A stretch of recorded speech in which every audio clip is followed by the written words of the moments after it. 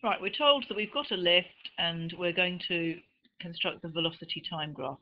And we're told that the overall distance travelled by the lift from one floor to another is 20 metres. So I'm going to have velocity on the vertical scale, time over here.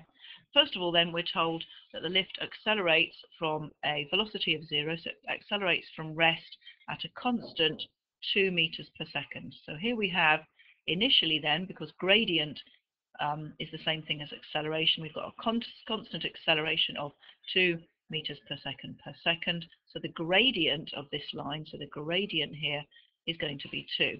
Now the first stage of the journey there takes 2 seconds, and if the gradient is 2, it means that the height here must be 4, because then 4 divided by 2 gives us a gradient 2, which means that the maximum velocity reached, the maximum velocity reached by the lift is 4 meters per second. It then travels at constant speed for a certain amount of time and then decelerates. Okay, and again it decelerates at a constant rate.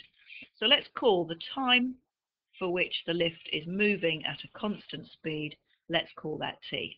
And we're also told that the amount of time taken for the whole journey is 6.5 seconds. And I'm going to use the area of the trapezium to work out, and knowing that the area under the curve is going to be 20 meters, so the area under that trapezium is going to be 20.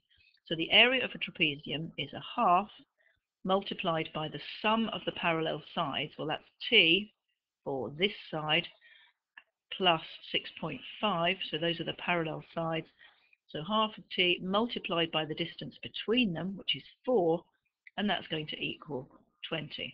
So multiply both sides by 2, and I'll remove the brackets at the same time.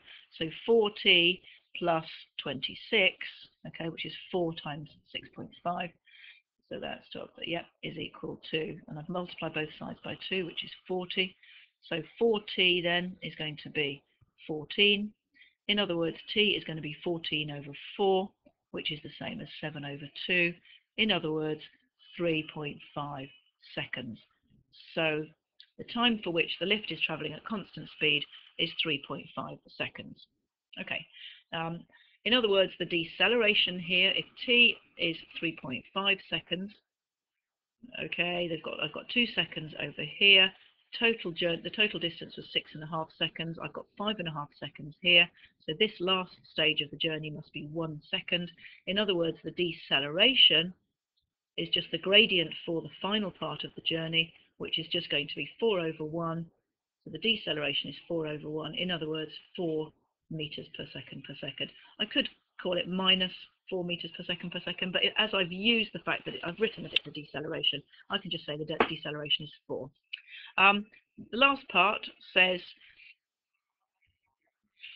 okay, for part B, they're asking us to find the tension in the cable during the stage of motion when the lift is accelerating upwards. Okay, so we know for that part of the journey, it's the tension in the cable which is making the lift move upwards, and it's the weight of the lift, and their weight is 500 g newtons, which is tending to act against that. And we know that the lift is accelerating upwards at 2 meters per second.